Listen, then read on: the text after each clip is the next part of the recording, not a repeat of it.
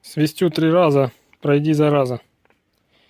Всем привет, опелеводы.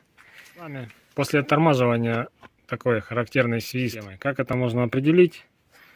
Легко. Выходим, касаемся вот так вот рукой диска. Если он горячий, значит у нас не отводятся колодки полностью. То есть где-то немножко касается колодочка диска тормозного, и у нас греется все, весь вот этот узел вместе с диском. Что нужно почистить, что куда обратить внимание. Короче, есть у меня догадки, почему оно скрипит. Значит, что входит в этот набор? Вот такие резиновые направляющие с заглушкой, новые. Заменить, думаю, проблема в пальцах. Вот смотрите, вот новый палец.